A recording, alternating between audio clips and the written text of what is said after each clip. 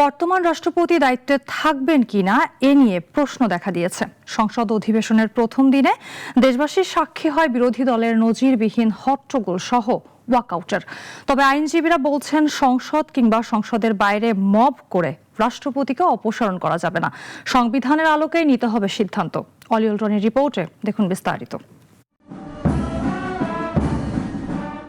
গণ অভ্যুত্থানে ক্ষমতা হারানো আওয়ামী লীগ সরকারের নিয়োগপ্রাপ্ত মহামান্য রাষ্ট্রপতি মোহাম্মদ শাহাবুদ্দিন দায়িত্ব পালন করেছেন প্রায় ১.৫ বছর।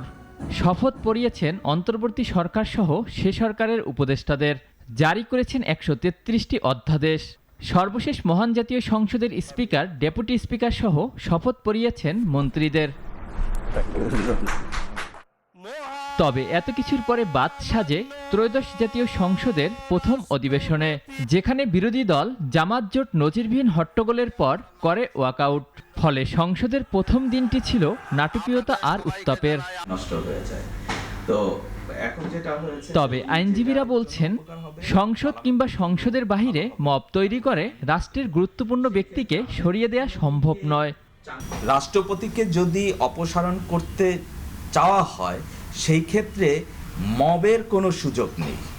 সেটা আইনি প্রক্রিয়া না, সেটা শাসনতান্ত্রিক প্রক্রিয়া না। মব সৃষ্টি করে সেটা পার্লামেন্টের মধ্যে হোক আর পার্লামেন্টের বাইরে হোক। রাষ্ট্রপতি শপথে থাকবেন কিনা সে সিদ্ধান্ত নিতে হবে সংবিধান মেনে। তবে এক্ষেত্রে রয়েছে বেশ কিছু আইনি পদ্ধতি।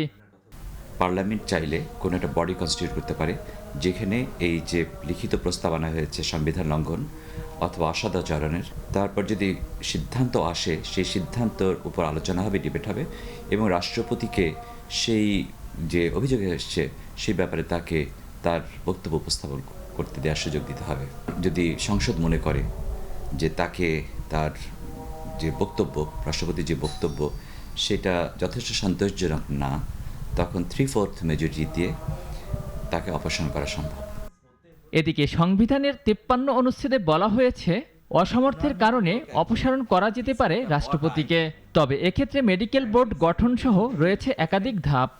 রুলস অফ প্রসিডিউর অফ পার্লামেন্টে বলাও আছে যে যে গ্রাউন্ডে করতে চাইবে সেই গ্রাউন্ডগুলোকে পরবর্তীতে অ্যামেন্ডও করা যাবে না। সুতরাং আইন এখানে খুব স্ট্রিক্ট একটা ভিউ নিয়েছে যে একটা রাষ্ট্রপতিকে অপসারণ করতে হলে খুব প্রত্যেকটা প্রসিডিউরকে সঠিকভাবে মেনে চলতে হবে। এখানে একবার অ্যালিগেশন দেওয়ার পরে পরবর্তীতে ওটাকে আবার অ্যামেন্ড করা যে না, এটা না, অন্যরকম গ্রাউন্ড, তারও সুযোগ নেই।